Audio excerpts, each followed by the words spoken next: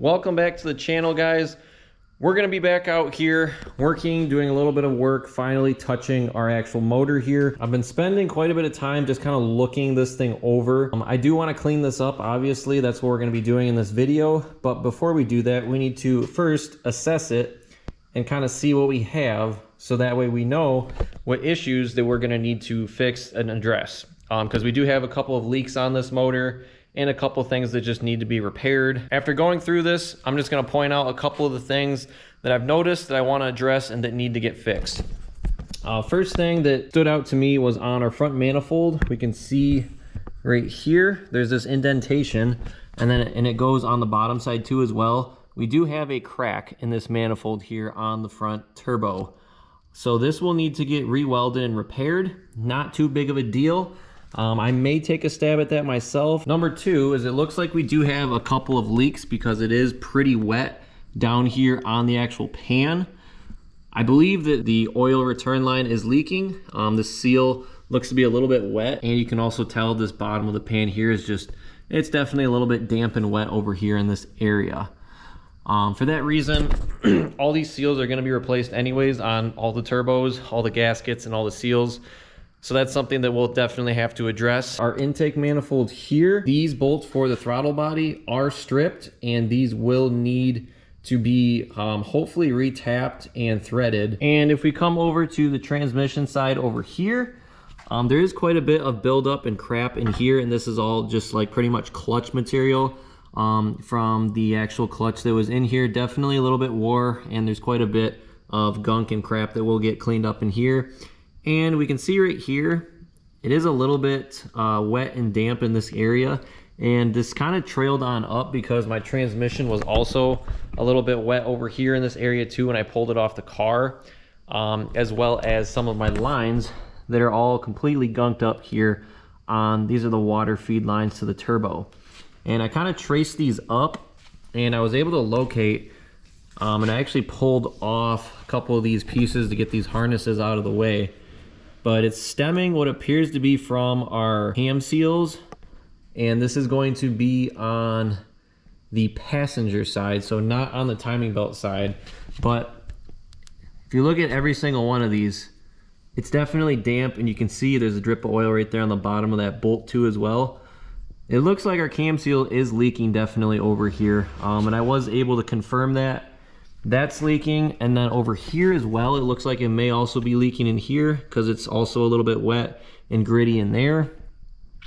So needless to say, we're going to be replacing the cam seals over here on this side. This is the easier side to replace them on because we don't have to pull off the entire timing belt and get this whole entire belt out of the way or deal with any of that nonsense over here. Those ones you can just pull the valve cover off, and you should be able to pop those out pretty easily.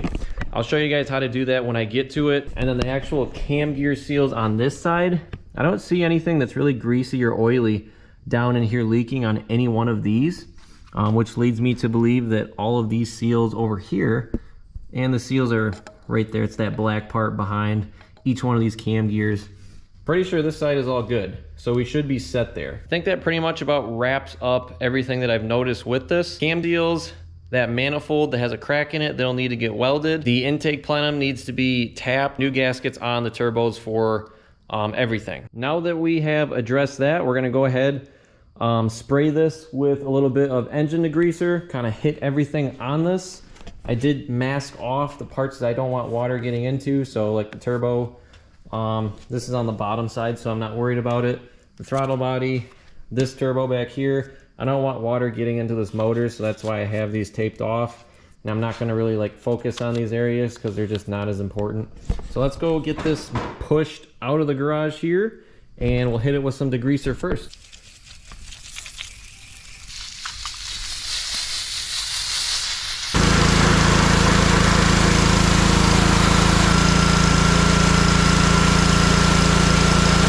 We got the motor back in the garage here. I just have a fan on right now just to kind of help dry this thing off. I'm not going to flip it over on the stand, so we're just going to manually dry it off so we can get kind of all this stuff on top and also just get everything else dried out on it. Another one of the things I did notice on this motor when I was pulling it out is this actual crank pulley here too as well.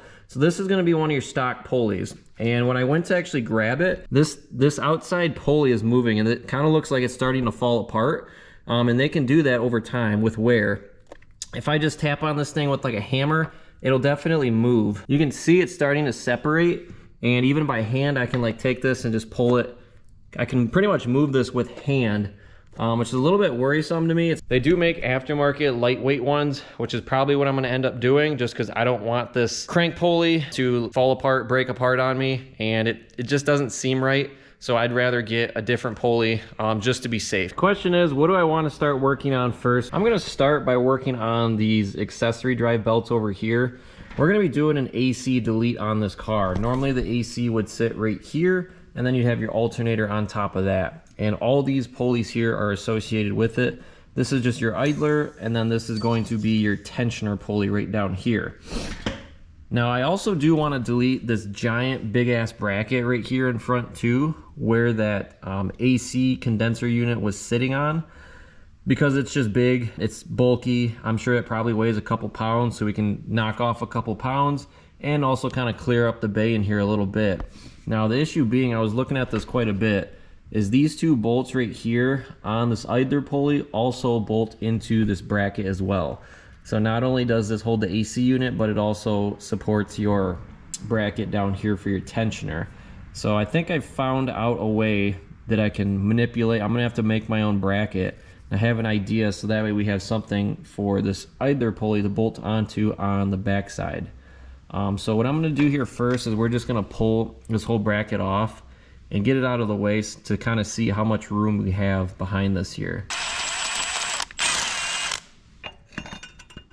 Okay, there we go. Now that I do plan on deleting this bracket, looking at this in here, I believe I'm gonna be making my bracket probably off of this bolt on this oil filter housing. I think this is gonna be the best option because it's the closest one. This is technically going to be an underdrive pulley AC delete with the bracket delete as well. Most people don't delete the brackets because well, you need it technically in order to hold up your tensioner and have it be supported on there. But because we're gonna make our own bracket, we won't need this giant piece over here. And here is this on the bench right here as well. This whole piece here definitely is pretty heavy. This probably does weigh probably close to 10 pounds, I would say. So definitely some heavy material here. But we just need these two bolts to be supported up. We're gonna go pick up just some steel. I'll probably get some 1/4 inch. I think that'll be just fine. Now I'm gonna be working on making a bracket here for my AC delete. So this is where our actual tensioner pulley is gonna go right here. And what I plan on doing is using the bolt that actually goes right into this hole right here. This goes into the oil filter housing, and I think we can make a bracket off of this. By using, I found a piece of flat stock that I plan on using. We're gonna put this right in here. We'll drill a hole, and then we're gonna have to probably bend this piece and obviously cut this to length. And then we're gonna run another piece of this going this way, so that way we can have these bolt holes over here thread into this piece. So I think this will work out. I am gonna cut a couple things to length here and also practice a couple welds before I just go ahead and tack this up, because I do want to make sure this is pretty strong. But I think that this will give us enough support off of this, so that way we don't have to run that big massive bracket here in the front. But I did actually just throw this up on the scale. I'll just show you guys real quick how much this weighs in case you're curious for weight reductions like I am for this build. So with this on the scale, this almost weighs close to 7 pounds. I'm just gonna start by cutting this flat stock here to length. I just left a mark here. We're probably gonna have to cut it a little bit shorter, and that's fine. We can make finishing touches later. And if you are wondering about this, the size of this piece, actually I have two pieces here. This is all 1/8 inch flat stock metal steel that you can pick up at your local hardware store. And the diameters, this one is 1.25 inches, and this one is 1 inch. We are gonna have to make our bend, so I'm just sizing this up in here. This also seems to be like the perfect width for us to be right up nice and close to this tensioner in here. It fits in here really snug. So if I get this in here seated properly, we're gonna have to bend this right where I put that red line, right approximately there.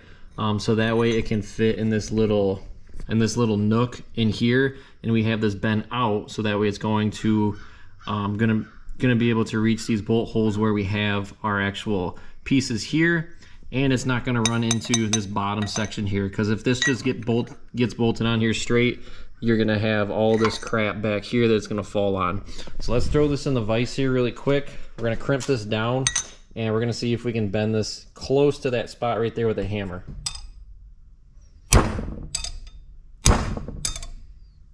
A test fit. Put this right in the area it's gonna be at. That looks like it is going to work pretty darn good. We have room on the back side here for both of our bolt holes to go through. I will need to drill out my hole on the top of our piece right here, so that way it can go into our oil filter housing. So we're gonna have to get that sized up accordingly so we can get that in there. And I also did mark with just a red Sharpie marker. I have a clear piece of plastic on this right now where I want this to be drilled out. We're gonna go throw this in the drill press here, and we're gonna drill this piece out. This is my first take.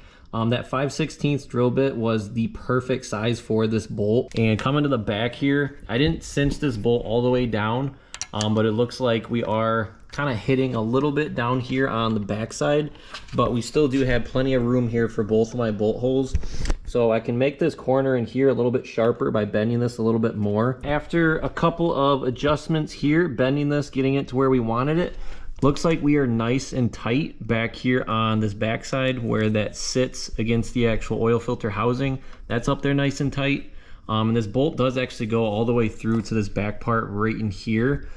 I am going to grab a longer bolt, also with a lock nut and probably a washer on it, so that way I feel a little bit more comfortable. I'm sure we could reuse this one, but since we're going to be adding a little bit of space here, I want to make sure we're safe, and I also want to make sure that this is secure. Now what we're gonna do is we're gonna cut this down here. This is just an extra piece here, and then we can grab our other piece of stock metal here. This piece right here, this is going to be our 1 inch in width. The piece that we use right here is 1 1/4 inch. This is just gonna go on here pretty much just like this. We'll weld it on. This was our little piece that we just cut of the 1 inch width. When this goes on here and we tighten this fully up, so this is the piece that's just gonna go right here. We're gonna weld this piece on, and then we'll have to drill out our holes over here. But both of our bolts will be able to go into this piece here, and we'll put some nuts on the back side of it. But pretty simply, I mean, this is going to be our bracket though for the most part. I have this piece just set up here, and this is pretty much what it's going to look like, the bracket itself. I'm probably going to weld it. I'm going to have to hold it in place when it's actually on the actual stand here. I just placed 2 tacks on it, one on the top right there, and then one on the bottom right there. They're not the prettiest things, but they should hold. Here's what we got. I was able to clean up my act a little bit on kind of the second portion of it, and I filled in some of the gaps that I had. Obviously, this isn't the most beautiful weld ever. I'm gonna see if we can maybe grind this down a little bit. We're already gonna have to take a grinder to it to get some of the spatter off of here so we can get this nice and smooth. We are gonna paint this bracket just so that way it doesn't rust. And I also think I might be able to get a couple welds on the backside here as well, so we can strengthen it up a little bit.